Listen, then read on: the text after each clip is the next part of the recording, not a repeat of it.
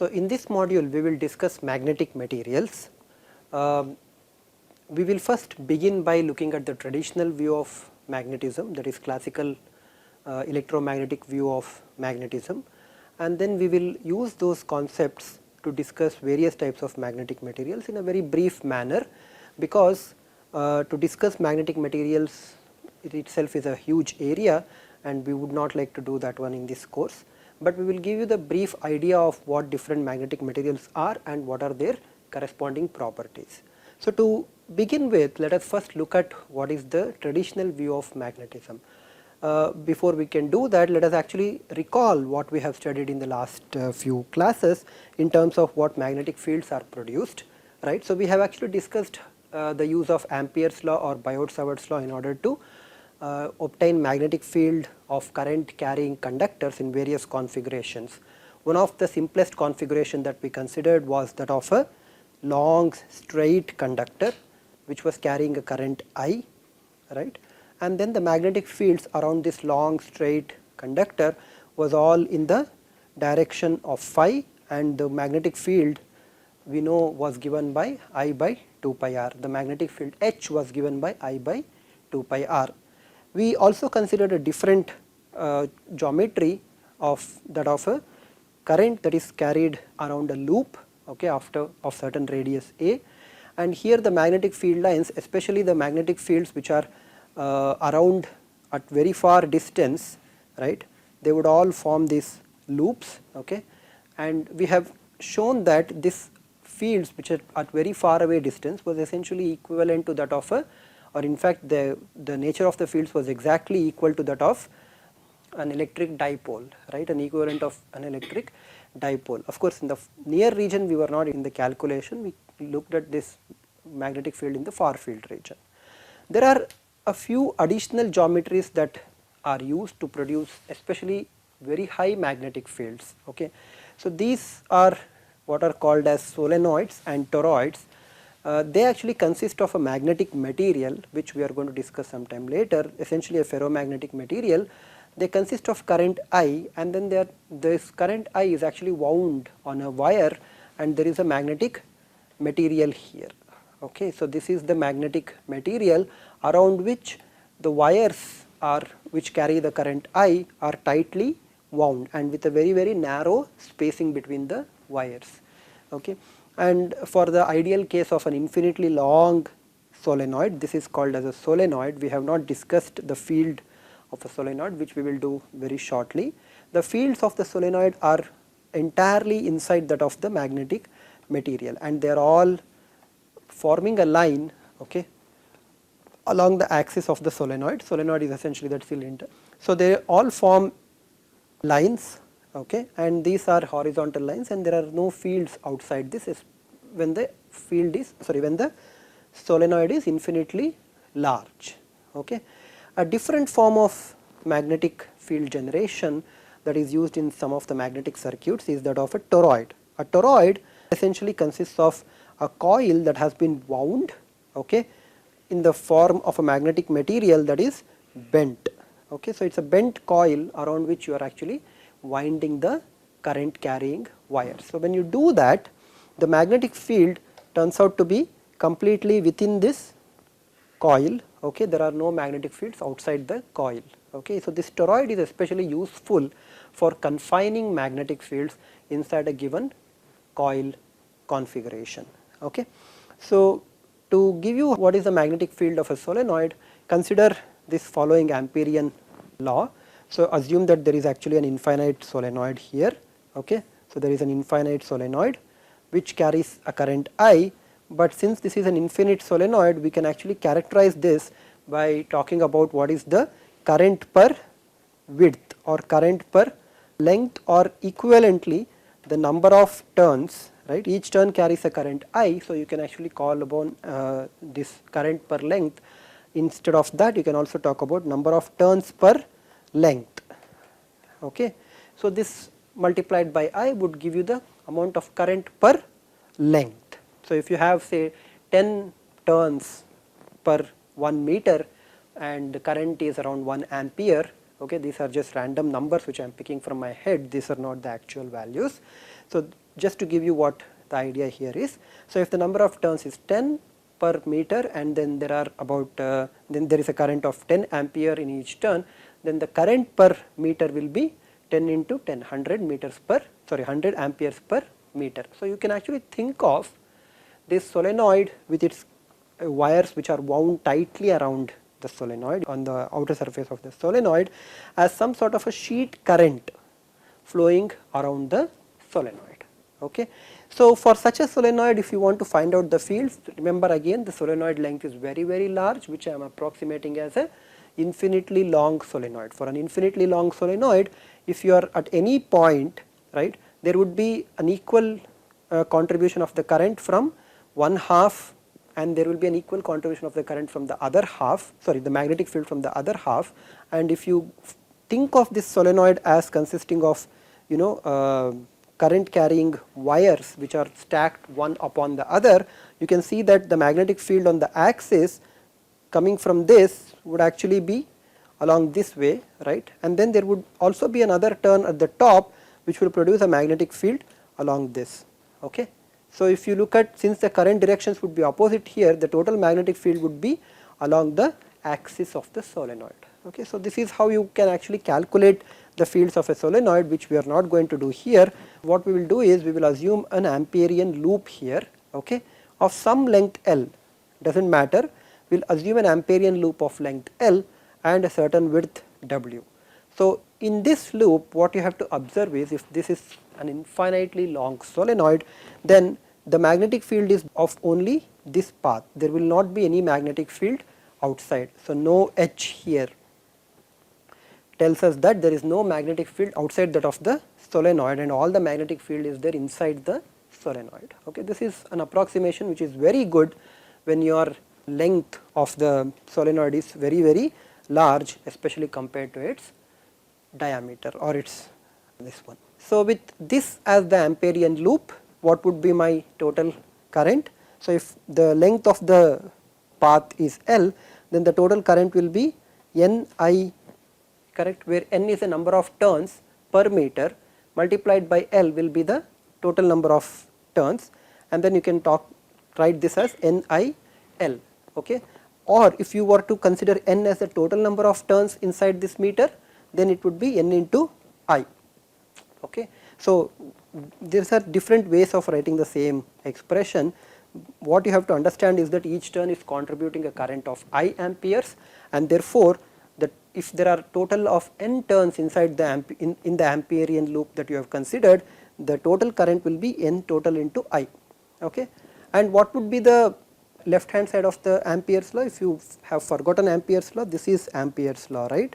Integral of H dot dl is equal to the total current enclosed. So, we have actually obtained the right hand side, total current enclosed. For the left hand side, you can observe that there is no magnetic field along the path for W. So, because the field is all perpendicular and along the axis, right. So, there will only be one field which would be H, and the length of that one is H into L, right. So, this would be equal to the total current enclosed, and therefore, the magnetic field H, which would be along the axis of the solenoid, will be given by total turns in that loop L, I by L.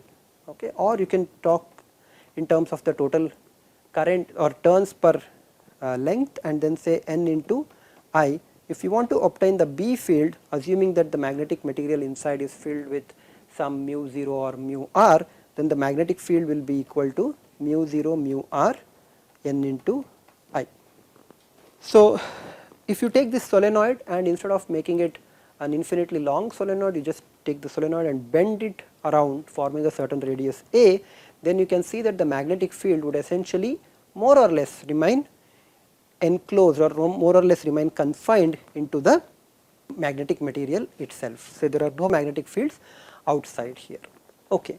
So, with this brief introduction to solenoids, right, let us go ahead and look at the magnetic materials. We have already discussed dipoles. If you remember what a dipole was, the electric dipole was that of two charges which are separated by a certain distance, and the fields far away from the dipole were evaluated and it was given by certain expression. And interestingly, the same situation actually occurred for that of a wire that was carrying a current I. Again the far fields were all essentially given by the same expression, okay, the expressions were all the same as that of the dipole, okay. So which actually means that I can actually think of this current carrying loop as an equivalent dipole, except that now I have, you know, I am calling this as an equivalent dipole, except that I do not have electric charges, right.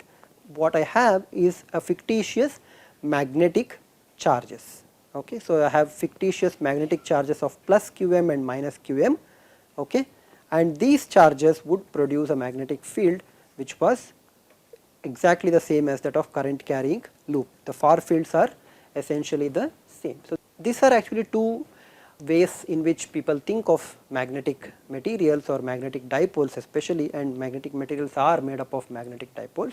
One is to think of them as tiny current loops, okay, carrying a certain current I and generating a magnetic field, okay. So if you take a material, you will find lot of such loops inside, okay, or you can think of them as equivalent magnetic charges. No doubt these magnetic charges are fictitious because they cannot be isolated and found in nature, but you can think of these magnetic charges, fictitious magnetic charges, as the same configuration as that of an electric dipole, which would produce exactly the same field, identically the same field as that of the current loop.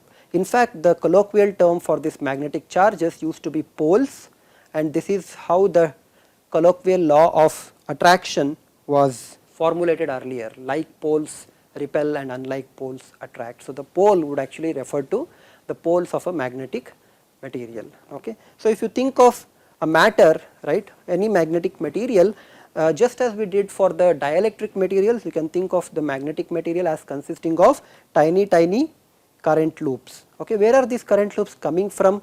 Well, matter is made up of atoms, right, and atoms have an inner nucleus which is positively charged and an outer electron which is negatively charged, but it would be moving around. The classical view of an atom is that of an atom moving around in a given orbit, right. So it would be moving around in an orbit generating a tiny loop of current, because if you imagine yourself at this particular point, you know, you are seeing yourself at this point, right, you will see that a charge is moving with a certain velocity or a charge is moving with a certain frequency and crossing this particular point corresponding to a current, okay.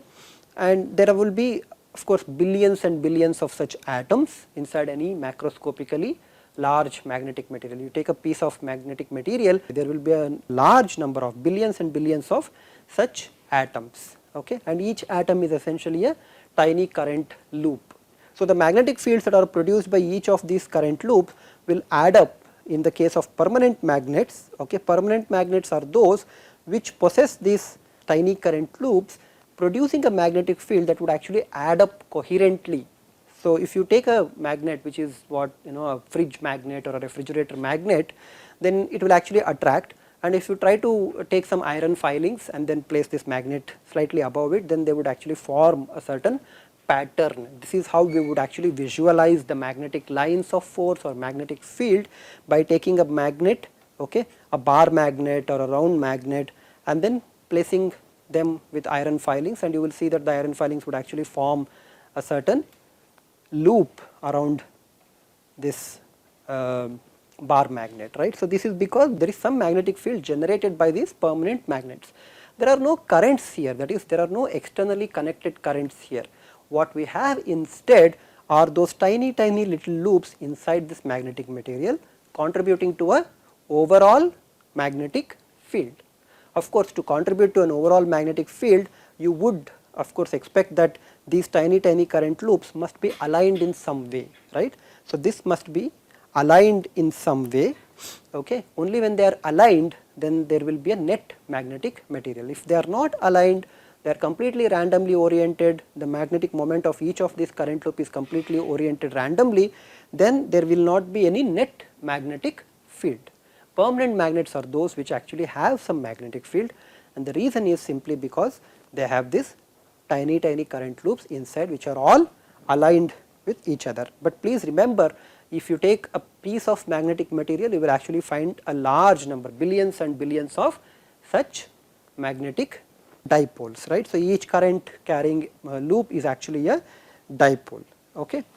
Of course, not many such permanent magnets are found, and even those permanent magnets that we find are dependent on temperature. That is, if you start increasing the temperature by heating up the magnet, after a certain critical temperature, okay, the magnetism actually breaks down. The magnetic material does not remain magnetic anymore. Okay. So, this is a problem that would happen even for a permanent magnet. So, in that sense, there is no permanent magnet independent of temperature, but for room temperature or for the temperature of operation that we are interested, the magnetic moments are permanent in the sense that they would be contributing to an external magnetic field. Okay.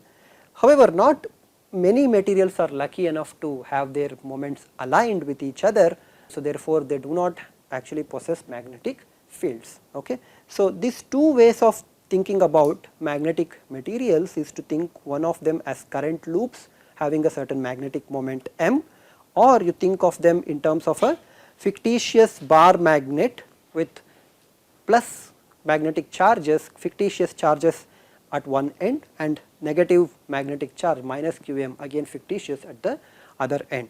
The far fields that are produced by these two configurations are exactly the same, and for our purposes one can model this magnetic field either by postulating a current loop, which is what one would find in a magnetic material made up of matter, okay, or you can equivalently think of them as charges. Now, one might ask, why should I think of them as charges? The reason is mathematical. Okay, of course, the reason is also historical, but if you forget history, the reason is mathematical, because when you think of magnetic charges, then whatever that we studied in terms of Laplace's equation or Poisson's equation, they can be applied directly to evaluate the magnetic fields of these configurations, right. Well, with one caveat, the fact that the magnetic field, the del cross H is not 0, means that this potential concept cannot be applied everywhere in the space. They should be applied in only those cases where the magnetic field is 0. Okay. So, with this idea as to why one should consider the two types of views of magnetism, we will then look at a little more detail into the modeling of magnetic material. Okay. So, to model magnetic material, we introduce, just as we did for the dielectric material. Remember what we did for dielectric material? We had these dielectric moments, and then we found, or then we said that we introduce a quantity called polarization P, which was supposed to be dipole moment, electric dipole moment per unit volume, right. So, we introduced this P, and then we introduced a new vector called D, and we related D to E and P in this expression. This is what we did for a dielectric material. Now, we are going to do this for magnetic material. So, which means that we are going to look at magnetic dipole moment per unit volume, call that as a certain vector M. Okay, just as we have polarization, we will have magnetization vector, and that magnetization vector will relate BH. Okay. So, let us do that. So, we define magnetization M as magnetic dipole moment per unit volume, and for the case of a permanent magnet such as a bar magnet, you can imagine this, remember this equivalent dipole thing that we were talking about. So, you can imagine them having a positive and a negative fictitious charge forming a dipole moment, right, and each of them can be thought of as north south pole. This is the traditional view of magnetization, having two poles north and south. North corresponds to fictitious positive charges and south corresponds to fictitious negative magnetic charges, right. So, for this one, if you assume that each of them has a length L or delta L, and then each of them has an area delta A, then the volume occupied by each dipole will be delta L into delta A, or one can actually talk of a group of dipoles. Okay. So, you are not really looking at an individual one, but you are looking at a group of dipoles which are average. So, this delta L and delta A are pertaining to those small regions, small enough to be considered as microscopic, but large enough to consider several magnetic dipoles together. Okay. So, with that the volume will be delta L delta A. This is tiny enough for us to define this magnetization M. Okay. So, we can say that delta V is equal to delta L into delta A, and the magnetic dipole moment, the equivalent magnetic dipole moment is Qm into delta L, right. So, this is exactly the same expression that you would have written for the electric matter. So, you have magnetic materials Qm delta L being the dipole moment. This of course is actually equal to current I into delta A, right. This is the current that is carried by the loop multiplied by delta A, that would be the magnitude of the dipole moment. So, when you actually look at this lot of tiny magnets inside a magnetic material, you will see that the north and south poles essentially cancel out each other, and what you are left with is some sort of a big dipole with all fictitious charges at the top and all negative charges at the bottom. Okay. So, this top charges are the north pole and the bottom charges at the bottom of this one is the south pole. So, what is the magnetic moment? Magnetic moment is Qm into delta L. Okay. So, what would be the magnetization vector M? The magnitude of the magnetization vector M will be Qm delta L into delta L delta A, giving me Qm by delta A, right. And if you consider the total such magnetic charges, this was for a single dipole or a small enough region of a dipole. If you consider the total area, right, and total number of charges, total charges Qm, which is the sum of all these tiny dipole charges, and over the area A, which is the sum of this all delta A's, what you essentially get is a magnetic surface charge density, because this is charge per unit area. So, you get a magnetic surface charge density, and if you look at the top and the bottom surfaces of the bar magnet, you would see them populated with magnetic charges with a magnetic charge density plus rho Sm, and the south pole is all populated with negative magnetic charges or with a magnetic charge density of minus rho Sm. A similar equation can be obtained in terms of the current as well, because the magnetic moment is I into delta A. Just so that this is a magnetic moment, let us put a M subscript for the current carried by the magnetic dipole. Okay. So, this would be Im into delta A divided by delta L into delta A, right. So, if you look at this one, you will see that this is given by Im by delta L, and when you consider the entire length of the material, this would actually become Im by L. And what is this Im by L? What are the units of Im by L? The units of Im by L is current per meter, and this is precisely the sheet current that we talked about. Okay. So, the sheet current of measured in ampere per meter is another equivalent way of looking at the magnetic material. So, where does this come from? This actually comes from imagining tiny loops, right. All these loops in the interior of the magnetic material cancel with each other, leaving you the dipoles at the surface, which means an equivalent of a long solenoid with currents, right. So, with currents such that the current per, or if the number of turns is n, then the number of turns per meter into L into I will be the current enclosed per meters, right. So, it would be Nim by L will be the current that is enclosed up there. Okay. We will now look at the relationship between B, mu, H and M. We have previously introduced you to two fields, B and H. We did not really say anything about this relationship between the fields B and H. We just said that, well, in free space it so happens that B is equal to mu naught into H.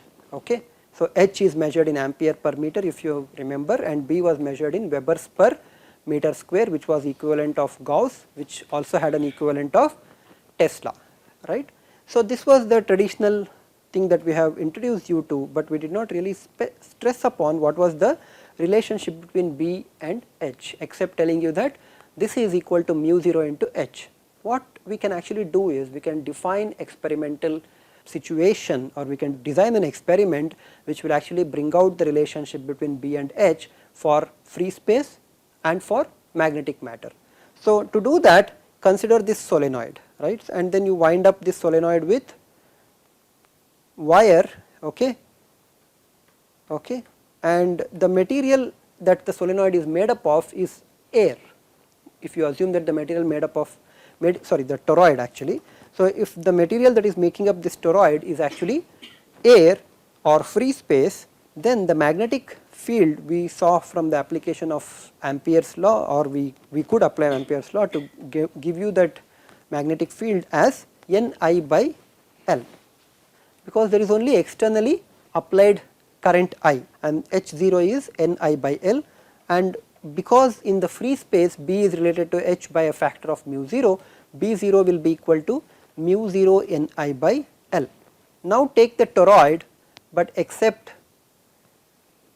fill that toroid, instead of with free space, fill it with a magnetic material. That is, take a magnetic material, bend it inside in the form of a rod, and then wind it up with current carrying wires, okay, of the same turns, and then apply the same current I. So, you apply the same current I. What will happen? The field produced must be of two different reasons, right. There is a field that is produced because of the external current, which is mu Ni by L, okay, no surprise out there, but this tiny loops inside the magnetic material itself, which will align, because this is a permanent magnet, it will align, and then it will contribute an extra field of its own, okay, and that extra field of its own will be some Nim by L. Note that I have not put any mu here, okay, we do not want to put a mu here, we just want to say that Im is the magnetic current, okay, or the current produced because of the tiny current loops inside the magnetic material, and if there are n turns and L is the length, then the total H field produced will be Nim by L, okay. So, this should actually be equal to the field B, correct. So, one second, let us actually write down this in a slightly different manner. So, initially let us put this mu 0 out here. So, we say B is equal to mu 0 into Ni by L, just to focus on the fields produced by the current. So, this is actually H field, right. So, instead of writing this B by mu 0, you could also have written as H field, and in the H field there is no mu 0, right. H is supposed to be independent of the magnetic material. So, H is given by Ni by L plus Nim by L, right. This H field will be equal to B by mu 0, okay. We assume that this H and B are still characterized by this mu 0. Of course, we will find that this is not exactly the same as H0 and B0, okay. So, H is B by mu 0, and this particular expression, which will give you B as mu 0 Ni by L, no surprise here, but you also get mu 0 Nim by L, okay. Now, we know that B and H must be related in a certain way, and this mu 0 Ni by L, we have already seen that it is equal to the H field. So, we get B is equal to mu naught H plus something else, and this something else is the magnetization M. So, what we have here is, and since there is a mu 0 sitting inside, so we need to multiply this one by mu 0 as well. So, what we actually have is a relation which says B is equal to mu 0 into H plus M. Equivalently, H can be written as B minus mu 0 M divided by mu 0, okay. So, if there was no magnetization, that is in the free space, whatever H is there, that would be equal to B by mu 0, okay. However, in the presence of magnetic materials, the magnetic field B would actually change from simple value of B to B minus mu 0 into M, and divided by that mu 0 will be equal to H, okay. In most cases, just like the case of a dielectric material, the relationship between M and H is that of linear, okay. Well, magnetic materials actually possess even more exotic properties, but we will not go into those properties at this moment, okay. So, M is linearly related to H, okay, and this relationship is defined by this parameter chi m. This is chi m is the magnetic susceptibility, just like you had sorry, P is equal to epsilon 0, there was an epsilon 0 at that because of whatever that reason is. So, epsilon 0 times chi E into electric field. Okay. We in fact evaluated the relationship between P and E and showed that it was linear for small electric fields, right. We looked at electric polarizability in terms of the atomic polarizability, ionic polarizability and oriental polarizability. Okay. So, similarly we will look at the relation between M and H for two classes of materials called diamagnets and paramagnets. We will keep the discussion brief, but give you the basic ideas of those materials. So, you have M is equal to chi m into H, again chi m is the magnetic susceptibility.